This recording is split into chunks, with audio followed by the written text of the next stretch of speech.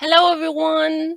Thank you so much for coming to Graphics Lee's Clip Studio Paint Character Design Workshop. In this workshop, 6 artists will present across the 2-day event their take on character design. Each artist will cover a different topic in the character design process, and we're super excited to learn with you. I'm your host for this session. I'm Joanna, and let's move on to the housekeeping items. The session will be approximately 60 minutes long. Please use the link in the pinned message in the chat to ask your questions to the presenter. Due to time constraints, we probably can't answer all the questions, but we try our best. Please respect the presenter during the session and only self-promote and exchange social media info during the commercials. All sessions will be uploaded to YouTube at a later time. About our I'm sorry, I'm still a little bit nervous here. This workshop is brought to you by Graphics Lee, the official distributor of Clip Studio Paint in North America, South America, and Europe. And we wouldn't be able to do this without Clip Studio Paint and Wacom. Clip Studio Paint is a versatile graphics app best suited for drawing and painting to create a wide range of content. With a wealth of unique features, it helps to create anything from illustrations over manga to concept art and animation. Whether professional or hobbyist, Clip Studio Paint's natural drawing feeling, along with its comic and manga features, is loved by artists from around the world. And about Wacom, Wacom is built specifically with artists in mind, and Wacom's renowned pressure-sensitive and battery-free digital pen tablets and pen displays allow countless artists and designers to realize their creative visions. Next, about our wonderful presenter.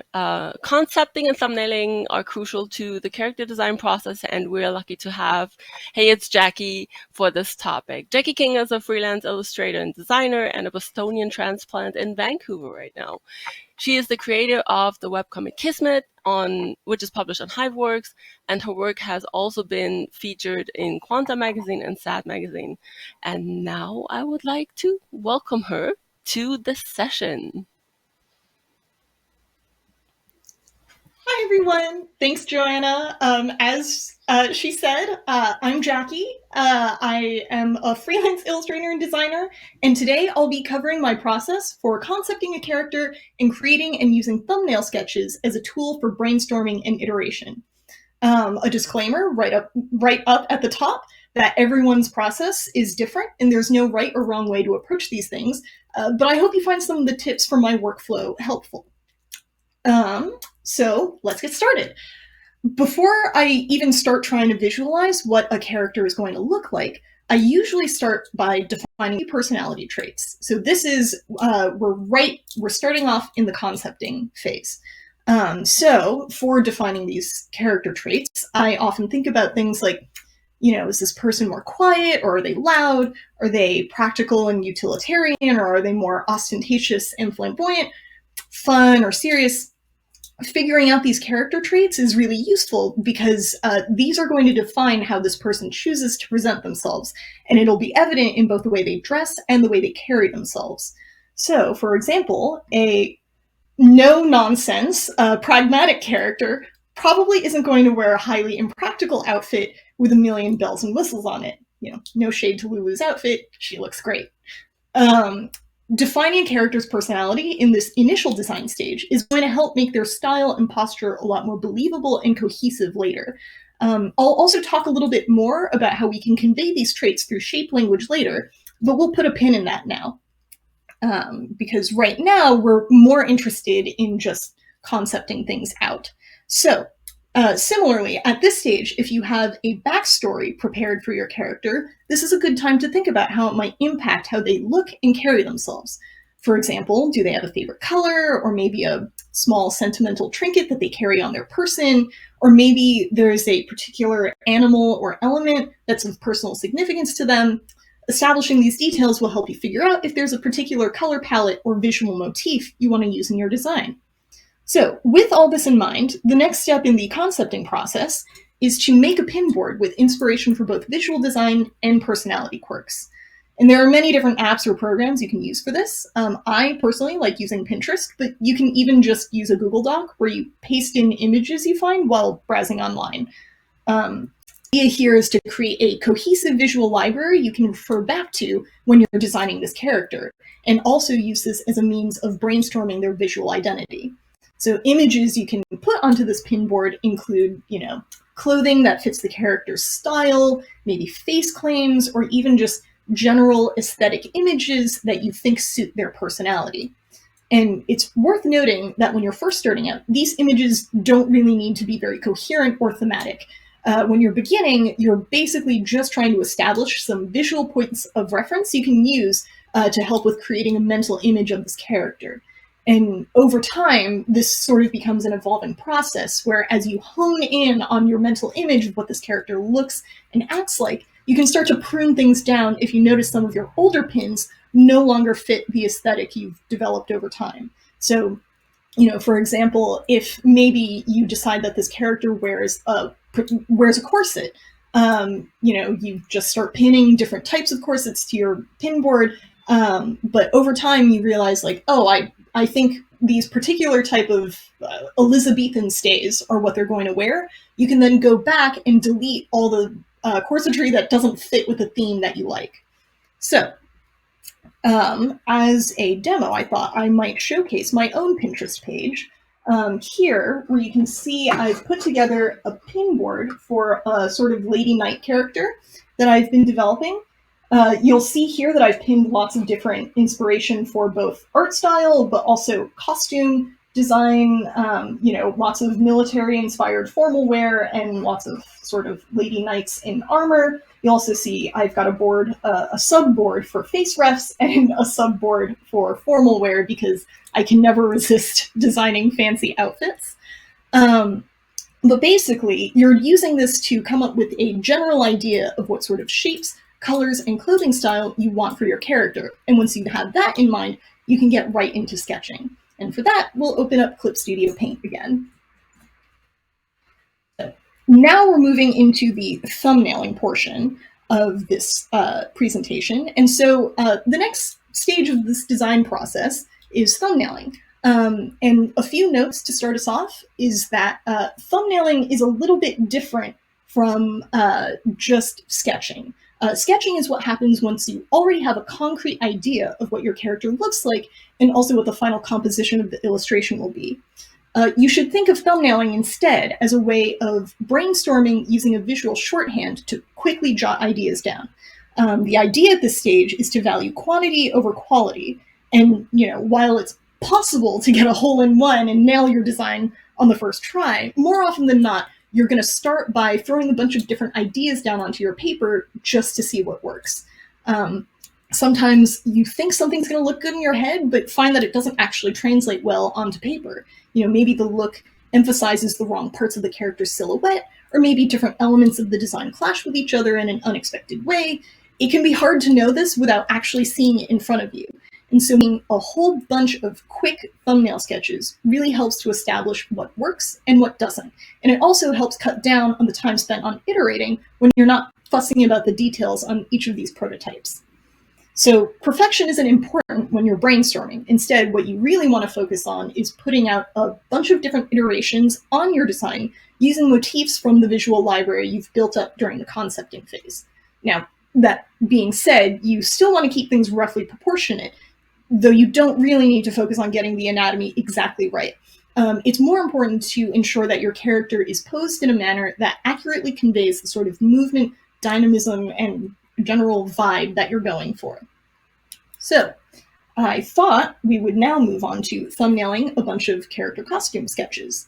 So oftentimes I'll refer back to the pin board for inspiration and sketch out some very rough thumbnails for the character's outfit. And before I get started doing this, I thought I'd list out a couple more pointers. Working small helps keep the process speedy and prevents you from zooming in and getting lost in the details. I also often like to thumbnail using a bright saturated color like red or blue. This is primarily to keep the thumbnail easy to see when I'm sketching over it later, even if I reduce the opacity of the thumbnail layer. I'll also keep my thumbnail sketches monochrome for speed, and also because I personally prefer leaving the color palette selection to the last step of the design process. I will sometimes block out darker portions of the costume to help ensure that different elements of the costume and pose have enough contrast. And sometimes if I'm initially designing the character's costume, I will also quickly block on some basic colors onto the thumbnail just to see what they look like next to each other. So you can see here, I've prepared a bunch of character templates to work off of. You can see that they're very quick and that they're rough, but they get the idea across. Using a template like this is a great time-saving tool when you're iterating on costume designs. So, and for laying down these sort of very rough sketches, what I'll often use is a very fuzzy, a semi-transparent, semi-uniform width watercolor brush. It's one of the default brushes in Clip Studio Paint. And I'll use this to block on just like, very basic shapes. So before we actually sketch out these costume concepts, I thought I'd begin with a little discussion about silhouette. So different silhouettes can convey very different looks. Again, we have these 4 identical character templates here. And here I've blocked on a bunch of different silhouettes. This one is a little bit more bottom heavy. This one's more top heavy. And this one's very blocky and shapeless, and this one's much more fitted. And you can see that even though these are all the same template, they're very different looking, and they convey very different looks to this character. So it's useful to keep this in mind as you're designing your character's costume, so you can pick out clothing and accessories that fit their form and personality. So let's move on to actually thumbnailing some costume concepts now that we've got all that out of the way. So for the sake of saving time, I've prepared some very quick iterative thumbnails. So we have, for this Lady Knight character, I referred back to that Pinterest board and put together a bunch of sort of military chic costumes for her. And so what I'll often do is I will go in and throw down a bunch of ideas and then just identify what I like on some and what I don't like, and then form one final composite image using the things from these different iterations. So I happen to like the collar on this particular sketch. I also like the inclusion of the breastplate here. I like the greaves on this design, and also the tails on the sort of suit jacket thing on these 2 designs, but I think I like the shape on this one more and not this one so much. So keeping all of that in mind, I'll go on and move on to one sort of final composite thumbnail sketch with all of these elements that I liked. So let's throw in that sort of cravat thingy with the high collar. And then we'll throw on like a sort of breastplate. Maybe add some accentuating lines to it. We'll keep sort of that structured military style coat to her. Give her some gloves. A very rudimentary rough hand going down here.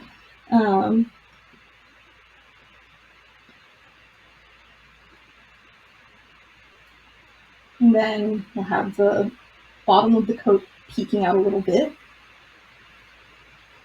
Let's put down the greaves with the little knee guards and the shin guards.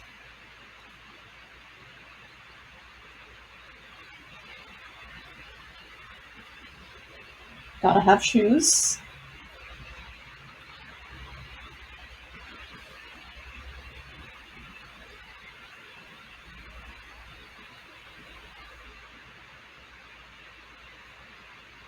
Here's some pants, and draw in those tails that we liked. And there you go. We have a really quick, rough thumbnail sketch, but even though it took us a very short amount of time, and even though it's actually quite rough, it conveys as much information as you need to really sort of flesh out this costume later. You can tell what's going on in it. You can tell that there's gloves. You can tell that there's sort of where the different elements of the costume are, and we don't really need to be fussed about the details. So now that we've currently got a static outfit design thumbnail, what happens when you actually want to draw the character themselves? To start, we're going to talk about silhouette again, because silhouette and gesture can tell you a whole lot about a character. You can construct a variety of different characters using very basic shapes as a baseline. So here I've put together 3 different stick figure characters using 3 different basic shapes. One's a triangle, one's a rectangle, one's sort of a sort of lopsided oval. And you can see that even though these are very rough stick figures, they all look very different. And their composition kind of says something different about each of these characters. You know, maybe one of them looks more assertive, maybe one of them looks more easygoing. You can convey a lot of this through the actual shapes you use in the design of your character. Some loose guidelines I try to think of when I'm designing a character is that more rigid, uptight, or inflexible characters will usually have designs that include more straight lines and sharp corners.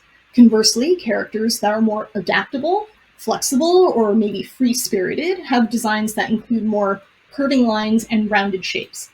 Now, these aren't hard and fast rules by any means. They're just some general guidelines that I use. You can always subvert these through other means in your design, but they're just sort of things that I keep in mind when I'm designing a character. Now, another thing that I try to think about when I'm putting together like an ensemble cast is I like to contrast different shapes and different styles of line within different character groups. So I thought I'd start out with a discussion of a couple of the characters from my own webcomic. So these are the 2 protagonists, Kismet, Sebastian and Octavia, and I wanted them to be visual foils of one another. So you'll see is primarily made up of, let me make sure I'm marking up the right layer here. Here we go. So you'll see Sebastian is primarily made up of like sharp corners, blocky shapes, and lots of hard edges, though he has some, you know, curving lines here and there. Octavia, by contrast, is primarily made up of like a very soft shape, curved lines. She's got this, you know, very, she's even got sort of a wavy shape to her hair. And this is to show that even though you don't know anything about these characters right off the bat, you can tell that they're different from each other. Similarly, I thought I would pull up the example of my characters, Tertia and Octavia, who are in the comic, they're clones of each other, but even though they share a lot of similarities in their features, because they are clones, they're very different looking. You know, Octavia, again, has those very, you know, curving lines, soft, like that soft hourglass shape to her figure, whereas Tertia has lots of pointy corners in her hair, in her torso, and even in her hips. And this is just to show that, you know, even though these characters look similar, they have very different personalities. And you can convey that right off the top by designing a character using this sort of shape language. So let's put all this information into practice and sketch out a bunch of thumbnails. Okay. Let me move on to the right layer. So when I start sketching thumbnails, what I'll usually do is I begin by sketching out sort of a frame, a couple guidelines. I'll use one guideline for the shoulders, one guideline for the hips, and one for the spine. And that's usually what I start building things off of. So let's move into, you know, you can, and these guidelines will work with any shoulder, hip, waist ratio. You can do a whole lot with very little. So let's just lay a couple of guidelines down. Here's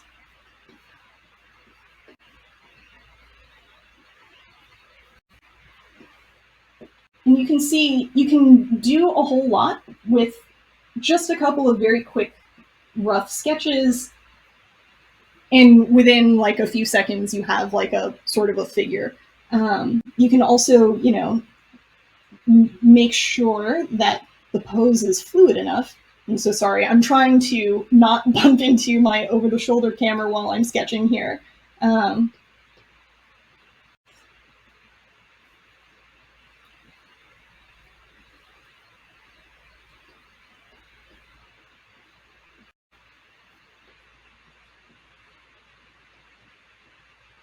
And so you can sketch out a whole bunch of very rough thumbnails. Excuse me while I pivot myself. Let's try someone with a broader shoulder and narrower hips.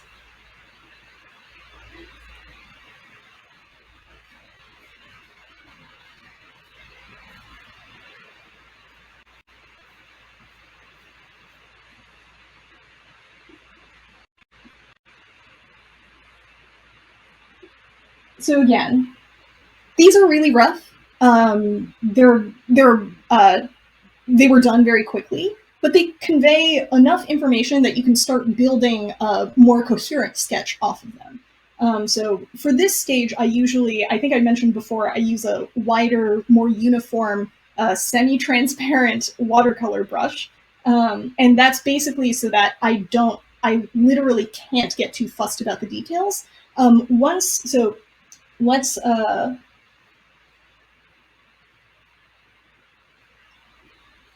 add in one more sketch here.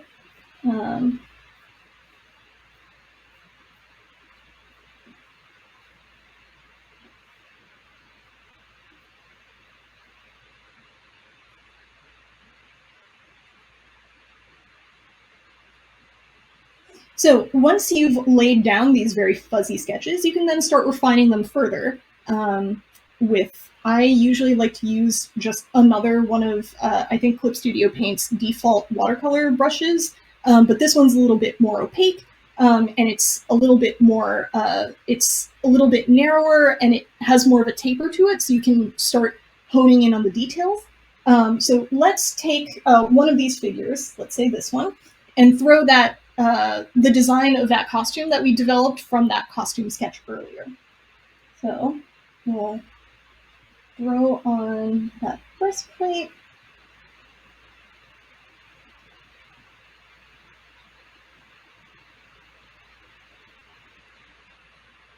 And again, the idea at this stage is not to get too fussed about the details, and just to make sure that the overall shape works for what sort of composition you're going for.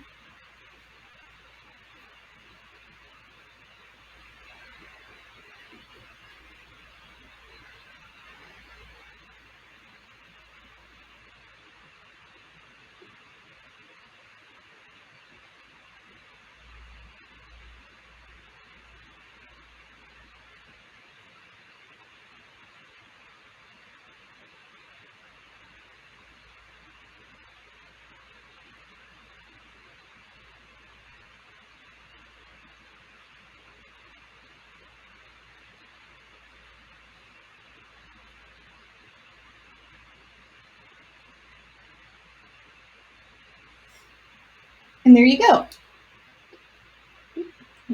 Almost forgot the back of her suit there. So again, working off of these very quick thumbnails, you can very quickly sort of put together a whole bunch of different ideas and sort of work on developing. This way you can focus more on the composition rather than the details of the final image. Let me make sure I've got good things. So another thing that I'll do once I'm finished thumbnailing, so let's say, let's throw some costumes on the rest of these guys, and then I'll showcase a little bit more about how I take the thumbnail to the sketching process.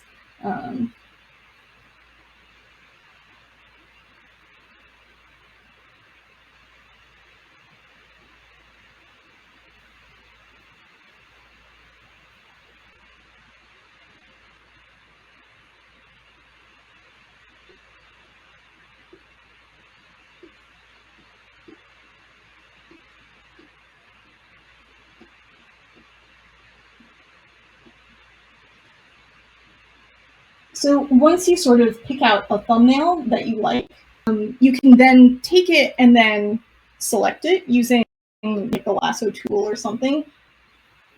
And then you can copy it onto a new layer, paste it, and then enlarge it until it's the size of the canvas that you want, and then start sketching over that, and make adjustments as you need. This is a really quick and easy way of iterating a whole bunch of different ideas. But now, I thought I might show you how this process looks from start to finish. So here you can see a character that I've taken from a rough thumbnail sketch to a fully rendered image. This thumbnail is a little bit more rendered out. You can tell that I've taken sort of the very rough baseline image and added a couple details over top of it to make inking it in a little bit easier. But here it goes from the sketch to the lines and the flat colors to something that's fully rendered. And so even though we start with something really rough and really basic, you can then build on top of it and polish it up into something that's fully rendered. So thought I would then bring this to sort of a quick final takeaway, which is, so for concepting, the takeaway from my process is to use mood boards and inspiration boards as a tool for visual brainstorming when you're first forming a mental picture of your character, and to then edit and tailor your inspo board over time to establish a more cohesive aesthetic. For thumbnailing, thumbnailing is sort of something you should use as a visual shorthand to iterate designs for your character. Working quickly and at low resolution helps to improve your speed for the process, and being cognizant what shapes and silhouettes you use during the thumbnail process can really help convey a lot of information about your character without needing to actually explicitly state any of it out loud. And I believe that should about do it. I hope this has been a helpful peek into my process for concepting and thumbnailing. I guess I can probably start taking some questions now. If there are any. Let's do it. Excellent. We have a lot of questions, and we still have quite a bit of time, so that's really good. So we can probably do a bunch of them. Great. One of the most popular at the top right now is, how do you prevent repeating character themes? Like all serious characters having like the pointy shapes or something like that. How do you do that? So what I often do is I will just different character designs next to each other just to make sure they don't look too uniform. So this is helpful when you're designing an ensemble cast. If you draw a bunch of art and then put it all next to each other, and you notice like, oh man, I sure did gravitate towards one specific feature for all of them. By putting them next to each other, you can sort of see it clearly and then make adjustments. In terms of preventing that from the outset, another thing that you can do is, as you're designing character, is keep like a sort of image of your other characters easily accessible near you, so that you can keep that in mind as you're designing something new, to make sure that you're sort of not repeating yourself too much. Yeah. Okay, very good. I hope this helps. You mentioned references, and especially for historical outfits and stuff like that. In researching period works, for example, like cowboys and pirates, how do you navigate historical accuracy and creative license, and how do you remain respectful in these types of situations from what you borrow from cultures and history? So I am personally I know there are very many camps about, there are many different schools of thought in terms of historical accuracy versus creative freedom. I personally fall into the camp of, I think if something looks good, you should just do it. I mean, unless you are going for like a a literal documentary about a specific time period, in which you really do need to be very precise and very detailed in your research.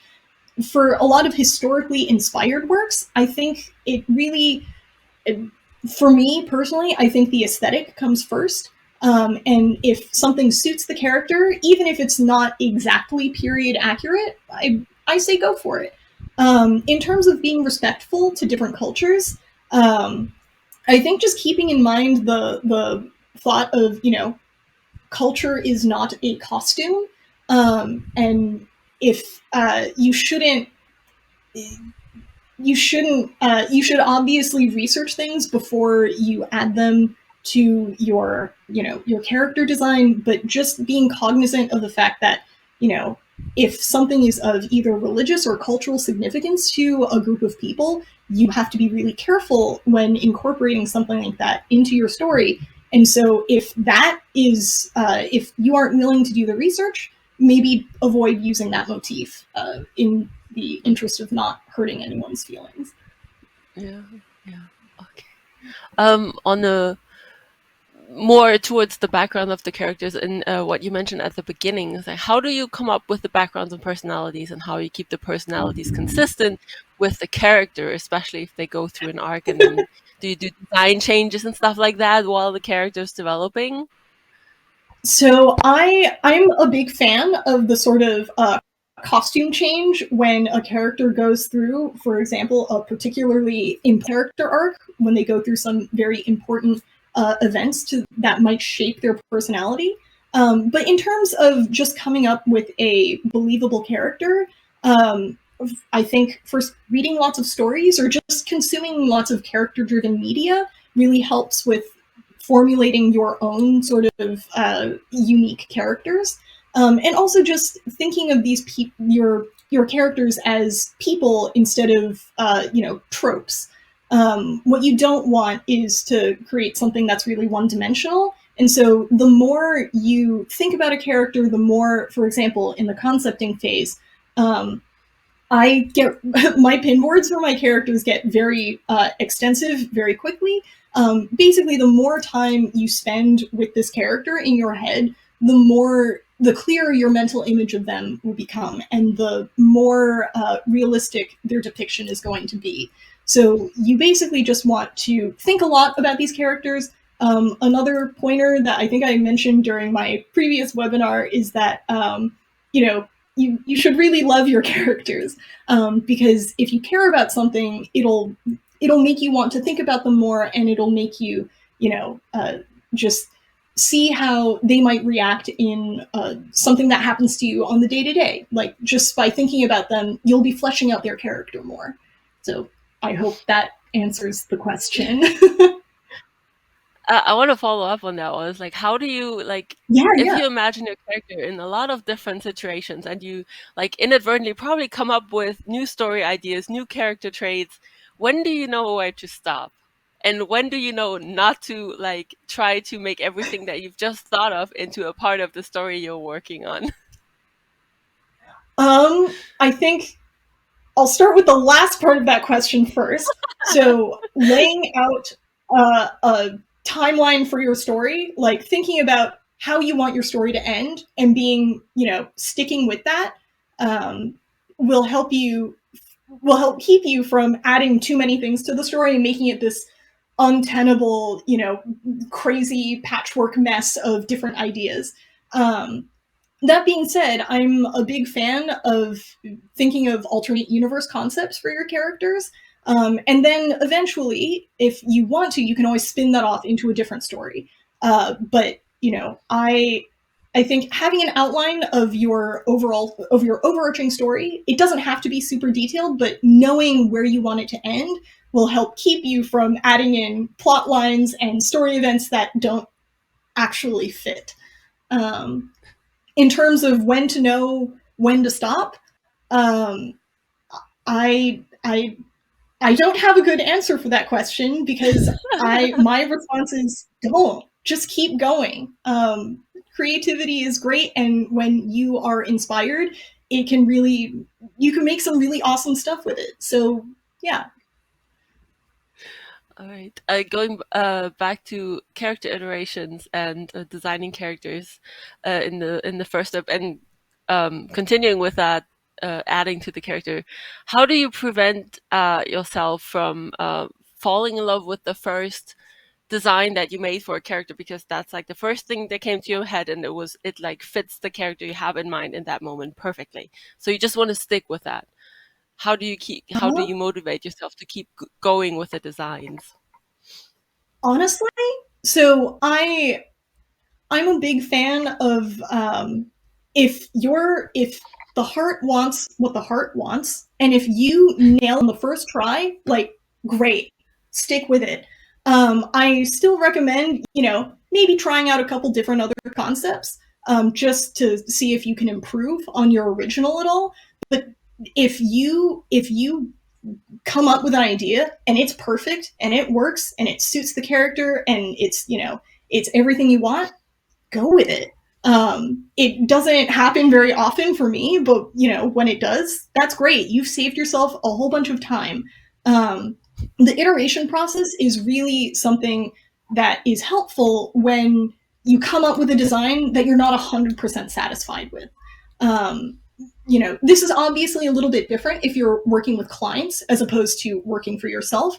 Working with clients, oftentimes there's always going to be a disconnect between what they have in their mind and what you have in your mind, based on what they tell you, because you don't live in their head. If your client tells you, "Hey, I want to make more iterations," obviously that's probably what you need to do. But if you're just designing something for your own personal work, if you nail it on the first try, congrats, go with it. Very good. Let's go to a bit more of a technical question again, and not so much the thumbnailing, but the overall design as such.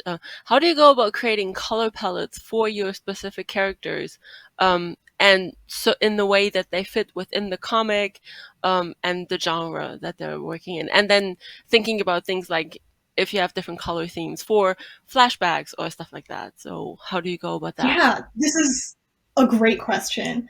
I personally, so when I'm designing character costumes, I always leave the color palette selection last, mostly because I like focusing on silhouette and shape first.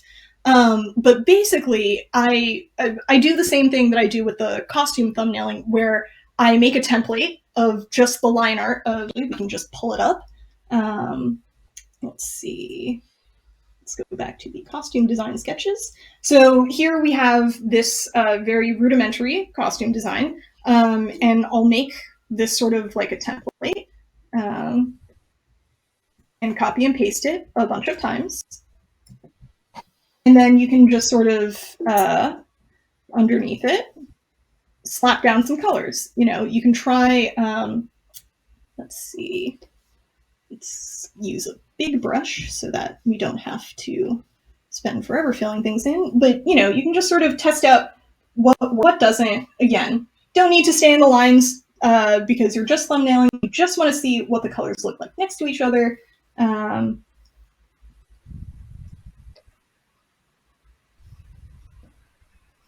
Maybe the lining is a different color.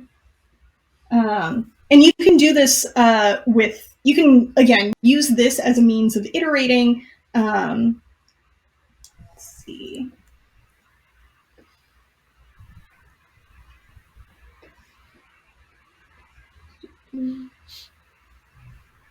And so you can repeat this process with these other two designs. Maybe we'll see what it looks like with a red. That's very, black gloves. Well, maybe we'll make that a gray to make the line art distinct.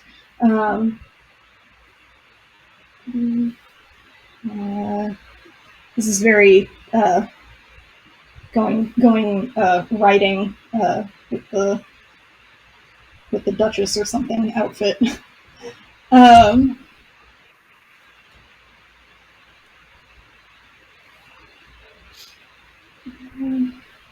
so you can use this technique as sort of a means of iterating while you're picking out a color palette. But once you want to insert this into the comic itself, what I often do is I use layers with different blending modes to marry the flats of character into the rest of the image. So you can use a blending layer to sort of, set. One quick trick that I often use when I'm working on comic panels is I'll use lots of gradients set to either multiply or add, and that can really help. Just adding a little bit more of like blue, for example, to hopefully this works. Here we go. So you can see by using a layer set to overlay, you can actually really change up the tone of the colors that are in this image. So you don't actually need to worry too much about, picking out a specific palette for, let's say, a flashback image. So let's say your comic flashbacks are set in more of a sepia tone. You can sort of pick out a like a grayish, a darker sort of tone to use, set that to overlay. You can also pick out set a layer set to hue and have that reduce the opacity. Oh, come on.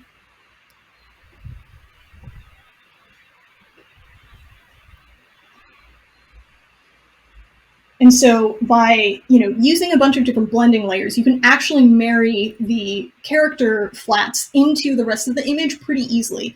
And again, using some gradients to fade things in or fade things out will really help blend it in with the rest of the image. I hope that that was a very roundabout way of answering that question, but I hope it helps.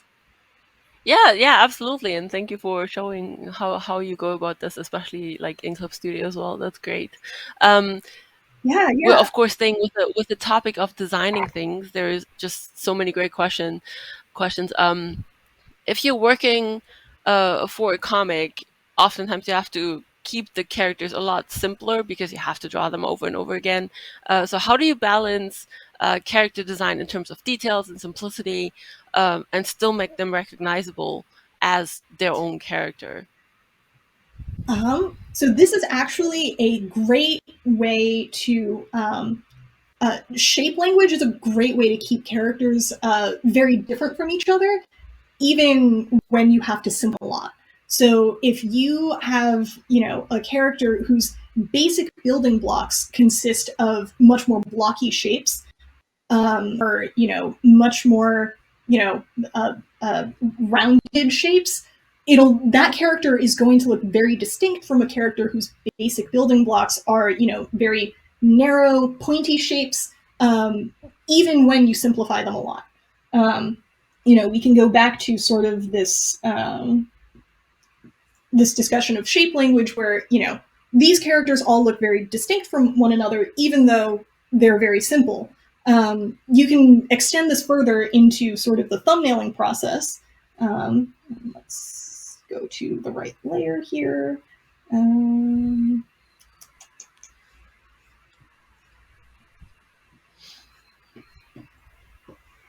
You can extend this into sort of the thumbnailing process by keeping those shapes distinct and consistent as you're thumbnailing. So let's get rid of this layer. Get rid of this layer. There we go. So let's say you have a character who is very like a big, chunky person.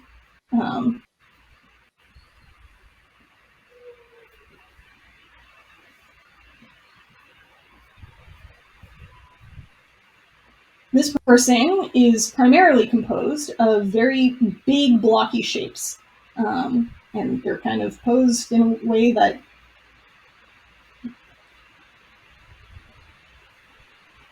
might show that they're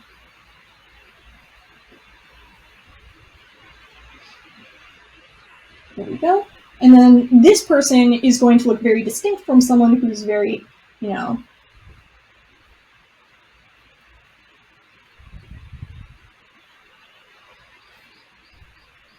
who's very like narrowly, no matter how much you simplify them.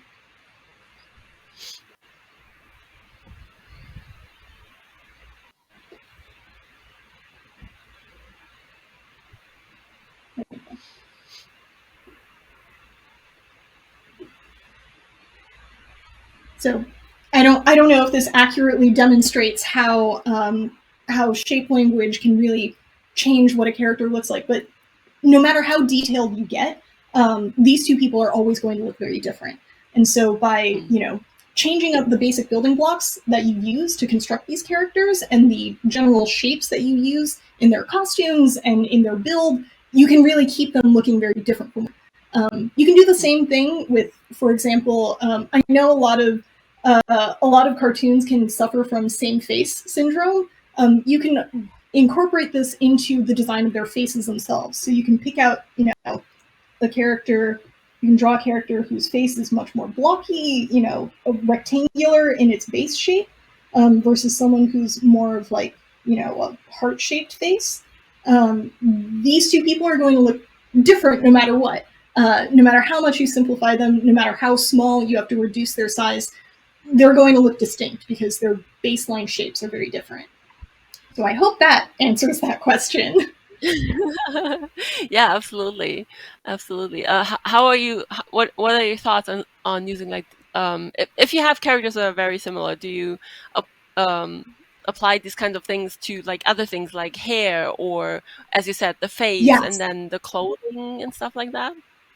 Yes, exactly. So I will often, for example, Octavia and Tertia are two characters who, on a baseline, look pretty similar, but I, change up different things that you could change.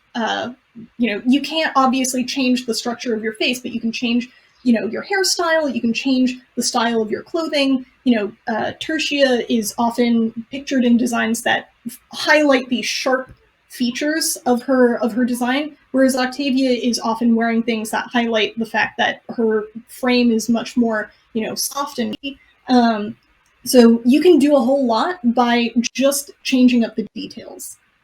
Mm. Mm. Okay, great.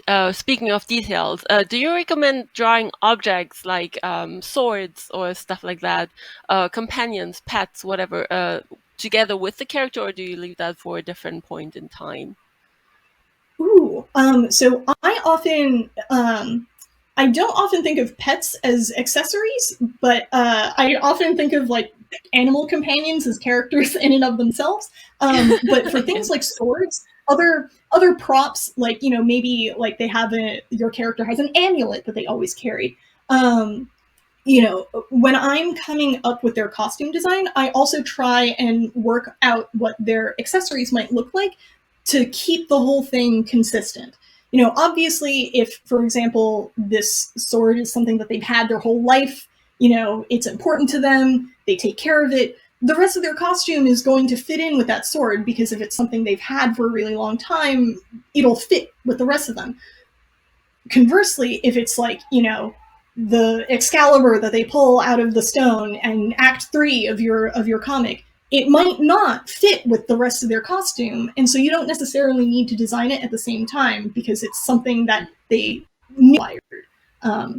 So, thinking about what significance this prop has to your character and, how it might fit into their costume, if it's like a sword that's issued with their uniform, or maybe, it came in a set with other things, it'll probably match the rest of their outfit. But if it's just something that they get along the way, you don't necessarily need to make it match.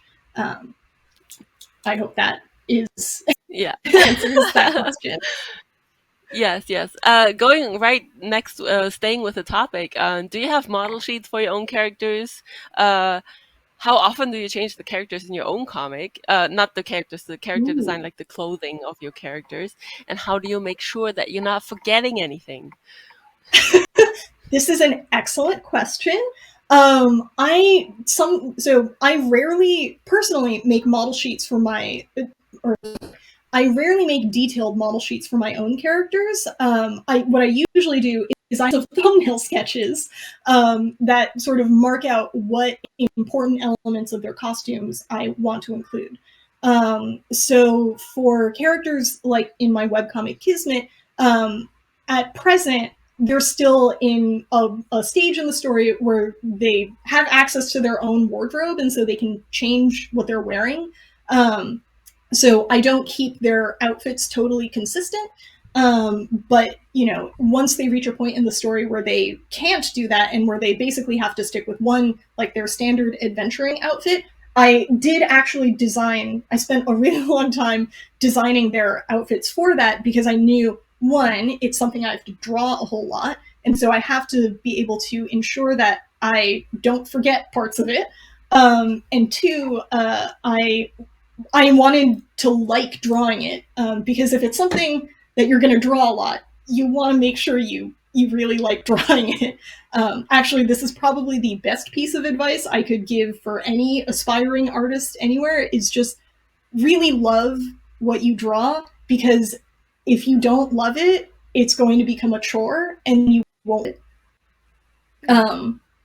In terms of not forgetting details, I often do forget some details, but that's why you always double check things once they're fully situated in the panel.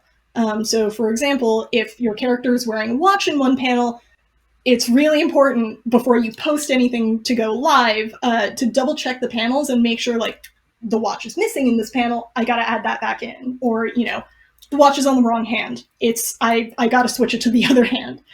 So just double checking is always really useful. And it always, seeing things on the page next to each other really helps with that. Because then it becomes more glaringly obvious that you've forgotten something when you can see a comparison picture basically right next to it. Yeah.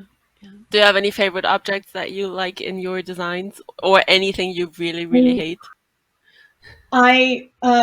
It's very funny.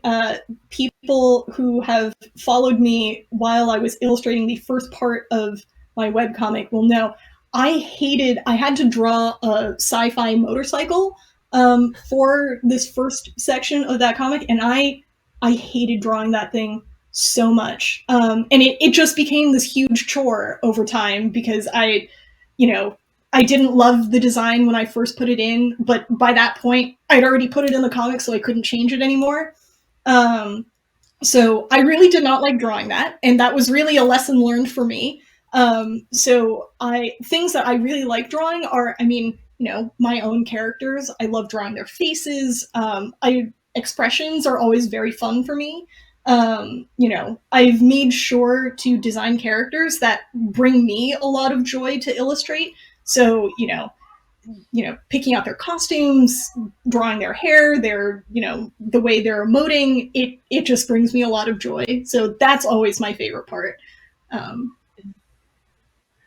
Yeah. How did you go about, you didn't like the drawing the bike. Did you actively try to avoid drawing it by, I don't know, blurring the background or cutting the panel or something like that? Oh my gosh. So one, actually, Clip Studio is really great for this sort of thing because I knew going into that first opening sequence with the bike that I would really not enjoy drawing it. So what I actually did was I put together a 3D model of it and imported it into Clip Studio Paint, which then can extract the line art. I think, let's see here. So you can do this with a whole bunch of different objects now. Clip Studio now also has these really amazing 3D primitives that can almost build a set for you. So you can, I haven't, hold on, give me 1 second. Oh my goodness. So you can see here, I've just dragged and dropped a cube into my canvas, but you can basically like pose it how you want. You can expand it as you want. So let's say you want to make a reference for what a table will look like in perspective. You can drag this cube in there. You can make it as tall or as narrow as you want it to be, and then put it into the proper perspective that you want it to be in the scene, and then you can just trace over it. Which, again, this is an incredible time-saving tool. You don't need to like mess with perspective lines. You don't need to think about, how things look foreshortened, this just does it for you. And then you get rid of that, and now you have a table that's in perspective. It's great. So the 3D tools in Clip Studio are really awesome for saving time. You can basically import I think you can import almost any type of 3D object. You'll need to fact check me on that. I haven't imported too many things, but I think I might actually have like. Yeah, I think anything that's like OBJ and simple formats Ah, usually work.